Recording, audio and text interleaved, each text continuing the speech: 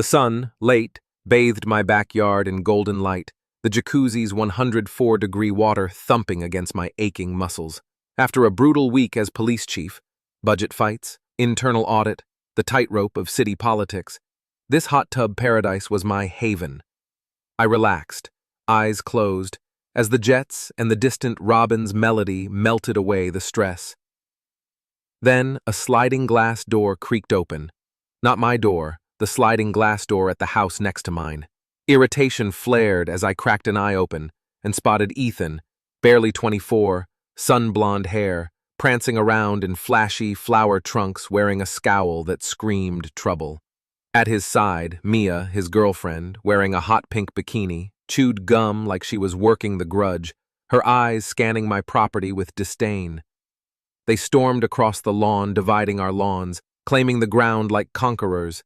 My gut twisted as Ethan halted at the rim of my jacuzzi, Mia echoing his outrage. No hello, only a frigid glare, his blue eyes noticing not a man but a barrier. "Take your dirty hands out of our pool and let respectable people enjoy it," Ethan snarled. The temerity struck like a punch. Anger ignited, but years of diffusing street brawls chilled my tone. "Excuse me," I said to him, firm. He sneered. "You heard me. Party's starting. We need the hot tub. Leave." Mia cut in, shrill. "We have guests coming. You can't hog it." I breathed in, chlorine and condescension scorching my lungs. "You're mistaken," I said to him, calm but firm. "This is my house, my jacuzzi." Ethan laughed, loud and cruel. "Your house? Ha! You're the renter, the temp man. Mom told us the company stranded you here." His breath, carrying the smell of beer, struck me when he stepped in closer. "This ain't your house, buddy. The jacuzzi's for family. For us."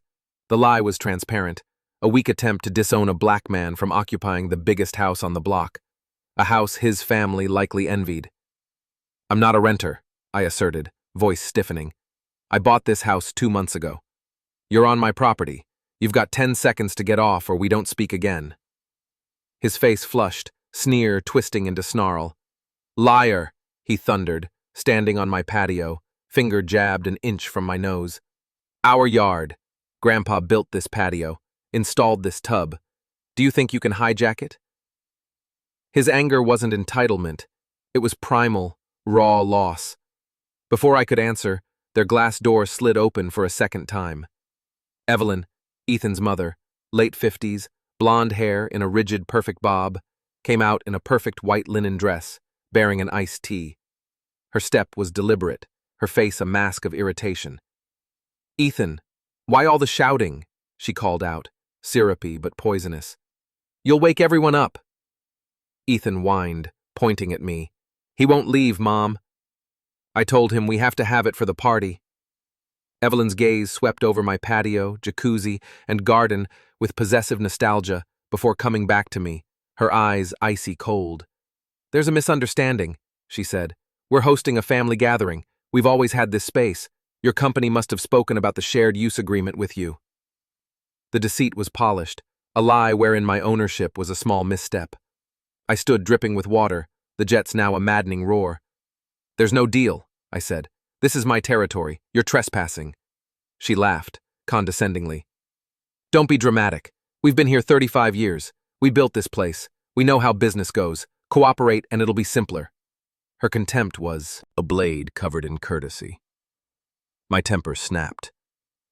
"This isn't trespassing anymore," I said, voice dropping into my chief's growl. "It's harassment on the police chief's own property." The headline stung.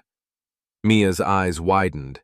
Ethan's snarl hesitated, but Evelyn's smile turned rigid into a brittle mask. "Chief of police?" she mocked. "A diversity hire, of course, spreading titles around like candy." She stage-whispered to Ethan. "This is what you get when they grant someone like him power. He gets a chip on his shoulder." Ethan, following her lead, sneered. "My uncle's a detective in the 2nd Precinct. Tells me the department's a joke since they hired the affirmative action crap. You're just window dressing." The episode was spiraling out of hand, no longer about a hot tub, but my name, my occupation. That's enough, I snarled, stepping outside, water dripping on the flagstone. Leave my property, or my officers next. Evelyn's smile faltered. You wouldn't dare, she spat. Call the police on neighbors over a hot tub. Consider how that'll play with your career.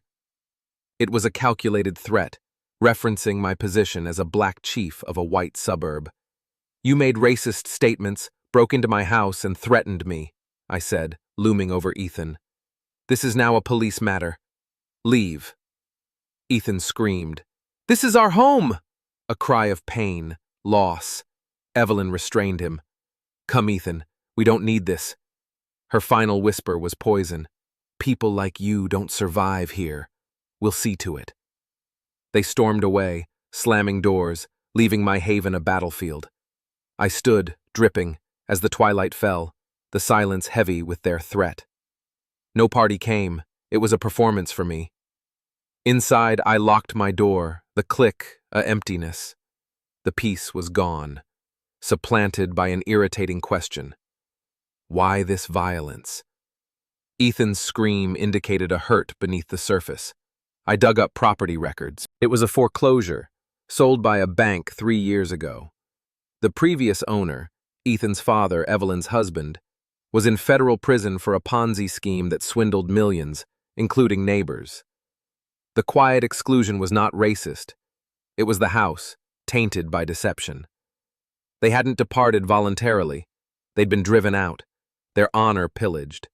I was the intruder in their lost kingdom, my presence a reminder each day of their shame. Ethan's anger, Evelyn's bullying, were the result of this shame. Racism, their excuse. Yet something wasn't right. The poison, Ethan's mention of an uncle, suggested something beyond bruised pride. I called Ben, retired detective and tour guide. You bought a hornet's nest, he told him after hearing the story.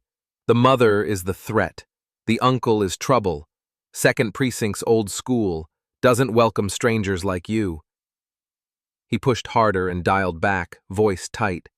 The father lost his home, but more than that. He's in prison for wire fraud, embezzlement, swindled neighbors, ruined lives. That's why they hate the house. And you. It clicked into place. Their racism hid a deeper complaint, but desperation implied something was being concealed. Ethan's legacy comment irked me. Had the father stashed some of his millions before the feds arrived? I expressed my doubts to Detective Lopez, a seasoned major crimes partner. This is a mess, he told me. You can arrest them now, but it'd be a circus. I agreed. Open a confidential file. Check Ethan's background, any link to his father's associates, and find that uncle. Lopez found the uncle. Detective Sergeant Mark Hayes, 25 years at the 2nd Precinct, decorated, without taint. Ethan's background was clean, too clean, which meant someone, most likely Hayes, was taking it in the ether for him. Mia, the girlfriend, was a waitress with a clean record, a groupie. Lopez suggested flipping her. We sent Officer Sarah, a community relations star, to Mia's bar, posing as a concerned citizen. Mia cracked fast, trembling. It's Evelyn, she whispered. She feeds Ethan lies, says his dad was framed. You're part of a conspiracy. She's obsessed with that house, the jacuzzi. There was no party. She made us confront you, said something's hidden by the hot tub, their last hope. Something hidden, a legacy. Lopez and I extracted the father's file, using the pretext of a cold case investigation. A footnote indicated $1.8 million in undocumented cash withdrawals prior to his arrest, made in a way to avoid detection. He'd stashed it, probably on the land. The jacuzzi was more than a symbol, it was a sign. We followed up on the father's prison calls and heard a coded reference to Ethan's 10th birthday time capsule by an old oak, a tree that did not stand in my own yard.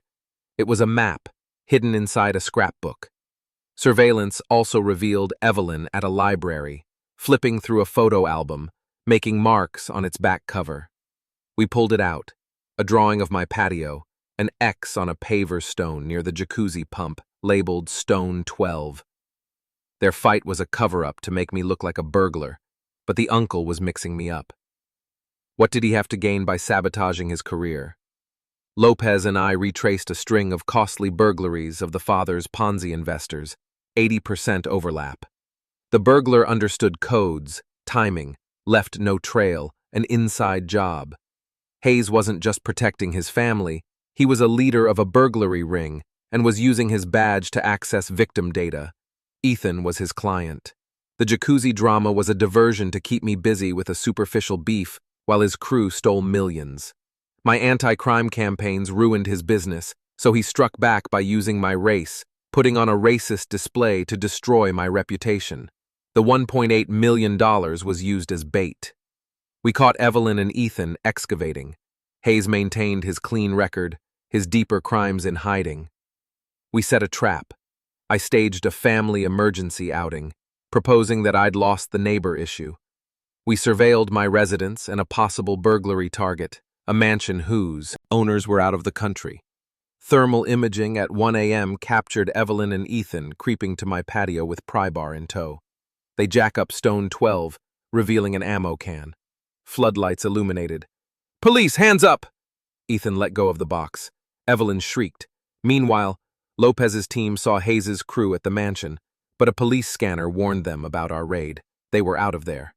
Hayes ran out of my house, gun in hand, eyes crazy.